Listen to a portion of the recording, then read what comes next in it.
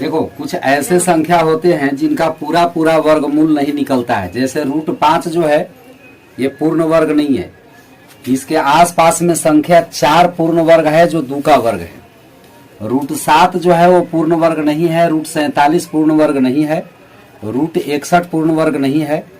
तो अब बताइए कि ऐसे संख्या जो पूर्ण वर्ग नहीं है उसका वर्गमूल निकाले कैसे। तो उसको निकालने का बहुत ही आसान एक ट्रिक है, जरा ध्यान दीजिएगा वो ट्रिक क्या है। सबसे पहले आपको क्या करना है कि √5 के आसपास के संख्या या तो उसके पहले का या तो उसके बाद का पूर्ण वर्ग लेना है। तो √5 के आसपास में संख्या देखो √4 है पूर्ण वर्ग में, तो ये √4 ऐसे लिखना, ठीक है। और 4 से 5 कितना बेसी है 1, इसको बाहर लिखना। समझ गए बात। एक स्टेप अब नीचे जाना है। 4 के वर्गमूल हो जाएगा 2, 1 लिखेंगे और 1 के नीचे कितना लिखना है, इसका दुगना लिखना है। 2 के दुगना तो 2 दूनी 4।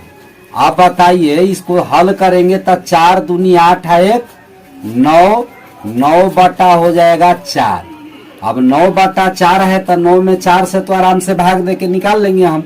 तो हम 9 में 4 से भाग देते हैं तो कई बार में लगता है बाबू 4 दूनी 8। तो 9 में से 8 गए तो 1 बचा तो दशमलव बैठाएंगे तो यहाँ 0। तो फिर लगेगा 4 दूनी 8। अब 10 में से 8 गया तो बचा 2। अब 0 बैठाएंगे तो 4 5 20। तो ये पूरा पूरा कट गया, ठीक ना। कितना आया इसका आंसर 2.25 इसका आंसर आया। कितना के √5 के लगभग मान लेके चलना है।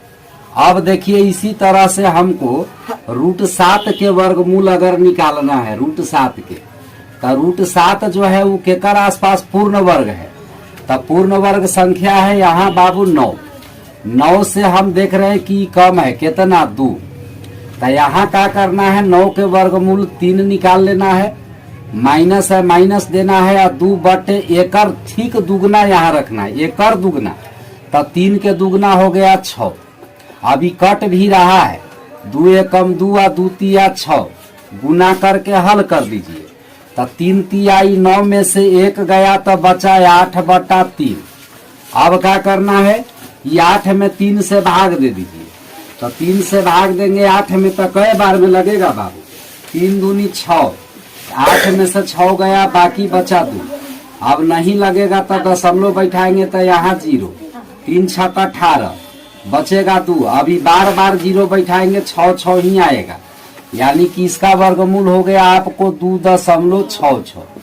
तो इस तरह से आपको ऐसे संख्या जो पूर्ण वर्ग नहीं है वर्गमूल निकालते हैं। अब √47 का अगर मान लो हमको वर्गमूल निकालना है तो √47 को ढूंढिए कि किसके पूर्ण वर्ग संख्या के निकट है। तो √47 के निकट हो गया √49। तो √49 लिखिए और 49 से ये भी 2 क्या है कम है, 2 घटा दीजिए। अब 49 के वर्गमूल होता है 7 माइनस 2 बटा 1 का कहते दुगना करेला। तो 7 के दुगना होगा 7 दूनी 14। ये कट जाएगा 1 से 2 सत्ते 14। 2 एकम 2 2 सत्ते 14। 7 माइनस 1 बटे 7 हुआ, यानी हल करेंगे तो 7 सत्ते 49। 49 में से 1 गया तो 48 बटा 7। अब 48 में आपको क्या करना है 7 से भाग दे देना है, ठीक ना। तो 7 से भाग देंगे तो 7 छक्के 42 हो जाएगा बाबू। अब 8 में से 2 गया तो बाकी बचा 6 ही कट गया। दशमलव बैठाएंगे तो 0। तो 7 8 हो जाएगा 56। अभी घटेगा तो बचेगा 4। फिर 0 बैठाएंगे तो 7 5 35। बस 2 अंक ले लेना है, छोड़ देना है। तो अब आपको कितना हो गया 6.85। तो इस तरह से जो संख्या परिपूर्ण वर्ग नहीं होता है उसका वर्गमूल हम निकाल लेते हैं। अब मान लो हमको 130 का वर्गमूल निकालना है।